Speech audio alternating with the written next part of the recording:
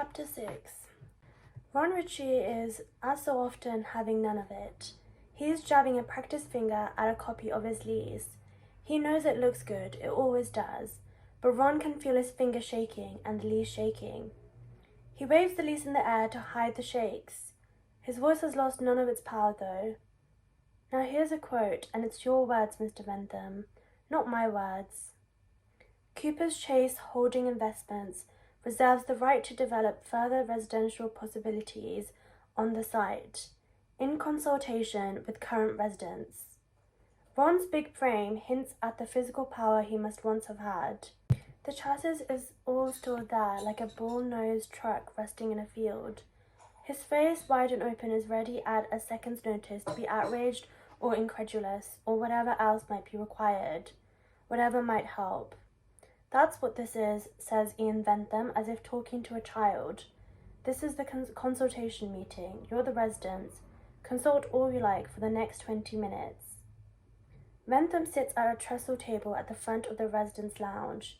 He is teak-tanned, relaxed, and has his sunglasses pushed up over his 1980s catalogue model hair. He is wearing an expensive polo shirt and a watch so large it might as well be a clock. He looks like he smells great, but you wouldn't really want to get close enough to find out for certain.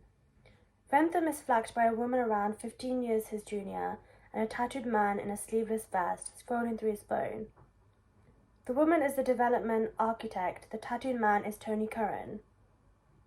Tony has seen Curran around, has heard about him too. Ibrahim is writing down every word that's said as Ron continues to jab in Bentham's direction. I'm not falling for that old bull, Bentham. This ain't a consultation, it's an ambush. Joyce decides to chip in. You tell him, Ron. Ron fully intends to. Thanks, Joyce, you're calling it the Woodlands, even though you're cutting down all the trees. That's rich, old son. You've got your nice little computer pictures all done up. Sun shining, fluffy clouds, little ducks swimming on ponds.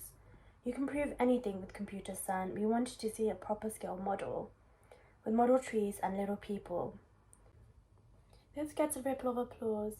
A lot of people had wanted to see a scale model, but according to Ian Bentham, it wasn't the done thing these days. Ron continues, and you've chosen, deliberately chosen, a woman architect, so I won't be allowed to shout. You are shouting though, Ron, says Elizabeth, who's 2 seats away reading a newspaper. Don't you tell me when I'm shouting, Elizabeth, shouts Ron. This geezer know when I'm shouting. Look at him, dressed up like Tony Blair. Why don't you bomb the Iraqis while you're at it, Bentham? Good line, thinks Ron, as Ibrahim digitally writes it down for the record. Back in the days when he was in the papers, they called him Red Ron, though everyone was red something in those days. Ron's picture was rarely in the papers without the caption, "Talks between the two sides collapsed late last night."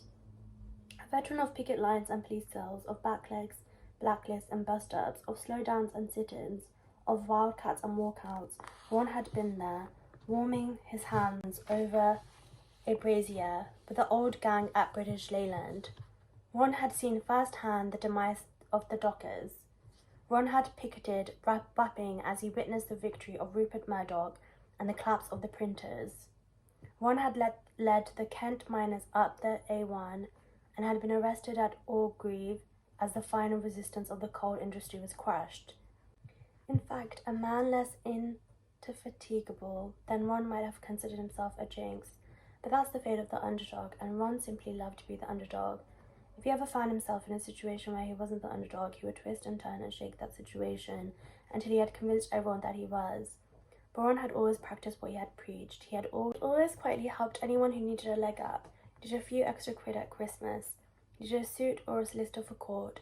Anyone who for any reason had needed a champion had always been safe in Ron's tattooed arms. The tattoos are fading now, the hands are shaking, but the fire still burns. You know where you can shove this lease, don't you, Bentham? Feel free to enlighten me, says Ian Bentham. Ron then starts to make a point about David Cameron and the EU referendum, but loses his thread. Ibrahim places a hand on his elbow. Ron nods the nod of a man whose work here is done, and he sits, knees crackling like gunshots. He's happy, and he notices shakes have stopped, just for the moment. Back in the fight, there was nothing like it.